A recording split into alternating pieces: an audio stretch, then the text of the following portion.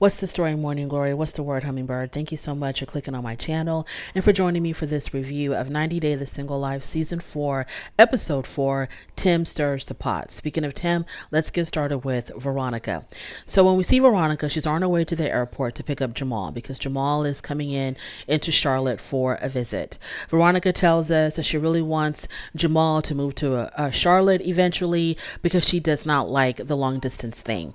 So while they're driving back to her place, she's trying to sell the city of Charlotte to Jamal, and Jamal is not really feeling Charlotte because he says that it moves too slow for him. You know, for a big city guy, Charlotte just moves way too slow for him, and he doesn't like it when Veronica puts this pressure on him to move to Charlotte.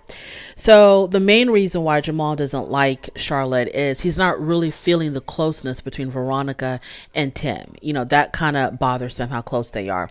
I did not watch The Single Life Season 3, and I think that Veronica and Jamal's relationship played out in Season 3, so I have no idea what the history is between Veronica, Jamal, and Tim. I don't know how the animosity started between Jamal and Tim, so I'm just jumping into this a little bit confused.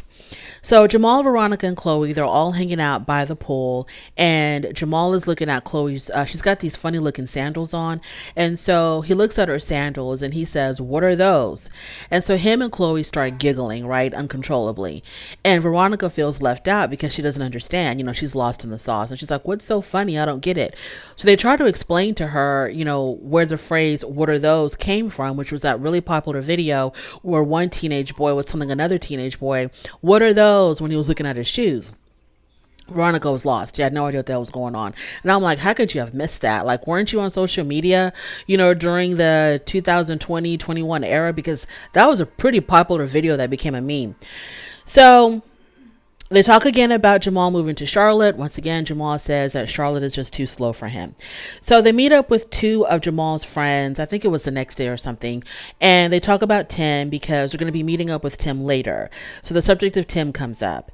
And Jamal, you know, he tells them that, you know, I'm trying to, you know, my girlfriend, or he didn't call her his girlfriend. He called her his significant. He didn't even say significant other. He said, well, you know, it's kind of crazy when your significant is really close friends with their ex. And so the friends are like, what? She's close to her ex? And so they explained to the friends that, you know, her ex, Tim, they still maintained a pretty close friendship. And Veronica points out that, you know, that we have a child together. So the friends are like, oh, okay, like, you know, that makes sense. And then Jamal says, yeah, but he's not her biological father. And I didn't understand why he felt the need to point that out. Like, why are you telling these people that? It shouldn't really matter to the friends whether Tim is Chloe's biological father or not. But I kind of felt like he was taking a dig at Tim, which is crazy because, you know, I think it's really admirable when a guy, you know, takes on the responsibility of a child that's not his and is involved with that child and helps raise that child and is still involved with that child after the relationship between him and the mother ends. I think it's extremely admirable. But, you know, Jamal wanted to take a dig. And what I found even crazier was that the friends had no idea who Tim was.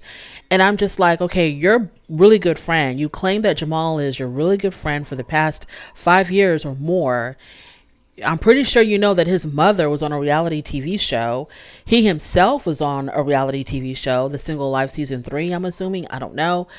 But y'all didn't watch TV at all. He didn't talk about the people on the show at all, period. You have no idea who Tim is. Like, I don't understand how his friends did not know who Tim was. Sometimes, you know, these shows, they do the most in the lies that they try to feed us. It's like, there's just no way these guys had no idea who Tim was. So then later on that night, they meet up with Tim and they talk about Jamal moving to Charlotte once again. And Jamal talks about how he doesn't want to move to Charlotte. He doesn't like Charlotte. And the main reason is Tim. He comes out and says that, yeah, the main reason why I don't want to move here is because of you, Tim. So then there's this, okay, I don't know where this animosity is coming from, but there's like some serious heat between Jamal and Tim. And it's so bad that they kind of get into an argument. And Tim was like, I don't know why you're coming at me like this, what your issue with me is. And the issue that Jamal has with Tim is because he knows all the negative things that Tim was saying to Veronica about him. Because Tim doesn't have a lot of faith in the whole Jamal Veronica relationship.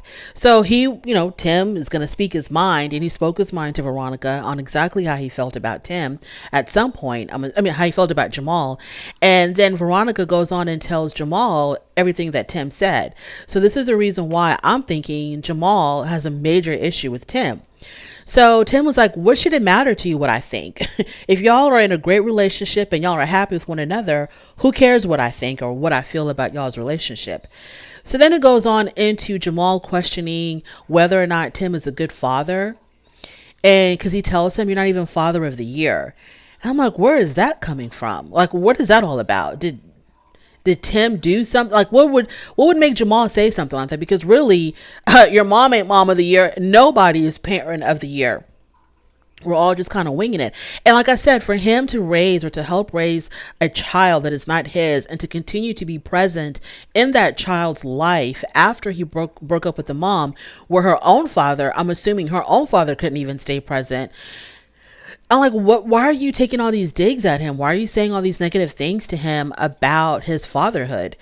So it got so bad that they got up in each other's faces. People had to get in between them. Veronica got in between them to keep them apart. And then Jamal called Tim a bitch. And I was just really, really confused. I don't know I don't know what Tim could have said about Jamal, but he must have said some really awful things about Jamal to make him come with all of this animosity and anger towards him, because I was so confused and lost. Like, I didn't understand at all why Jamal would question what kind of a father Tim is to Chloe. Because from all that I know, and the only time that I've ever really, seen Veronica a lot is when I used to watch Pillow Talk.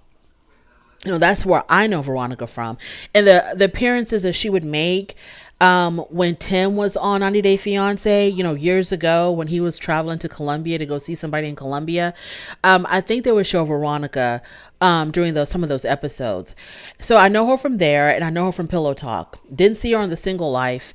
So I'm just kind of like looking at her kind of crazy now, because I'm like, why would you tell that to Jamal, all the bad things that, Tim was expressing? Tim is going to speak his damn mind, and he's going to be, upfront, and he's going to be raw and uncut with whatever he wants to say about somebody. So I just don't understand why Veronica had to go pass that on to Jamal. But anyways, moving on from there, let's get into John. So John, as we know, he's been talking to this chick named Megan for the past 5 months. They've been in a relationship, they say, for 5 months. He's already been to San Antonio once before to visit her. That's where she lives. And so now he's getting ready to make his second trip to San Antonio. So when he's in his hotel, when he finally arrives in his hotel room, he realizes that he forgot his toiletry bag. So he doesn't have his toothbrush, he doesn't have his deodorant, but he did not forget to pack the vibrator. He did bring that. So we see Megan. She's, really pretty, attractive, 33-year-old woman. She has a daughter, but we haven't met the daughter yet. She's got gorgeous hair, long, thick, brown hair. And so yeah, they look like a great match. She's attractive. John is, he's kind of cute. So they make a really good match. So that first night in San Antonio, well, actually the second night, but his first full day in San Antonio, when he met up with Megan, it looks like they didn't leave the damn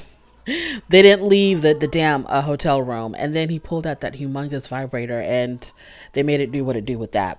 So moving on from there, I think it's the next day, they try to get out of the damn bedroom so that, they can experience other things in San Antonio and get a chance to get to know each other a little bit better.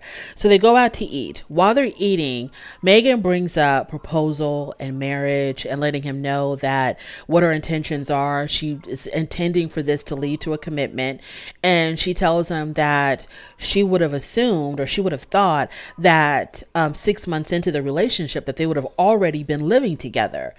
And so John was like, 6 months from now? Because we've already been together 5 months. So us moving in together next month is not happening. And she was like, no, 6 months from when we started dating. I would have thought that we would already be living together. So this really caught him off guard, because, as much as he is trying to get rid of this, super bachelor title, and he wants to settle down and he wants to have something more serious, he's not trying to move this damn fast. So John was like, okay, even though, okay, I give it to you, even though we have been dating for 5 months, true. We've only really seen each other in person, physically, like just a handful of times. The last time he was in San Antonio and now. So when you put them all together, they've only been around each other for maybe a week or 2 weeks. And so he's like, let's kind of slow down a little bit. And he also tells her that before getting married, he would prefer to live together first, just to see how they're getting along. Everything John was saying, I was totally agreeing with. I don't know how she could want to rush into living with a man 6 months after meeting him, and she has a child. And I'm like, Megan, I don't know how much of you we're going to be seeing, but I don't want you to be making the same mistakes that a lot of these women are making on these reality TV shows, where they try to move in with a man or move a man in, and they've got small young children, and the relationships are so rocky that the poor children get dragged into the mess. Girl, slow the hell down. Slow the hell down. You don't know this man from a can of paint. And yes, he's on a TV show. You think you might know him, but girl, you really don't. So slow down. You have a kid. Relax. Moving on to Shantel. So Shantel finally arrives in Giannis's hometown, because they took this long 4-hour drive to his hometown because he invited them there. I thought they were going to be attending a party or something, but when they got there, the friends disappeared, and it was just her and Giannis. They went out to eat together. The conversation was lacking and awkward. They really had nothing to talk about. And there's not even a language barrier, so I don't know what the hell's going on. He speaks really good English, so I'm not understanding why the conversation wasn't flowing better, but it was really awkward. And Shantel has to bring up the damn Spartans again. And so she brings up the Spartans, and he tells her, yes, they are from, Greece. They are Greek. They're not, Roman or whatever. They're Greek. And so then he shows her his Sparta tattoo. And, she got really excited about that because this girl is obsessed about Sparta and Spartans and all this other stuff. So then they take a walk, they're holding hands, and then she asks him, can you drive me back to the hotel? While they're driving back to the hotel, this guy has a need for speed because he was like zooming down the highway, and she had to tell him to slow the hell down. And so he did slow down to accommodate her. And then she tells him, you know what, go ahead and speed up like the way you were. I didn't get it. And that was the end of that. Very boring scene. Nothing's going on there. Moving on to Debbie. So after her date with Russ, she said that Russ called her, and Russ had to throw it back in her face about her dating someone who was so much younger than her, dating 27-year-old or 24-year-old Osama.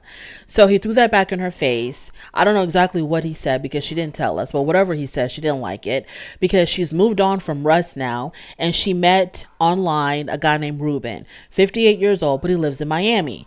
So they're FaceTiming each other, getting to know each other, and Ruben invites her to come visit him in Miami. And Debbie, her excuse is always, you got to live a little. Anytime she wants to do something that you feel like may not be a good idea, like, moving her whole life to Morocco to live with a 24-year-old or visiting a man she barely knows in Miami, her excuse is you got to live a little. So she's getting ready for her trip to Miami. Her son says, you know what, I got to come with you because I got to keep an eye on you because next thing you know, you're going to be talking about you're wanting to get married and move your whole life down to Miami.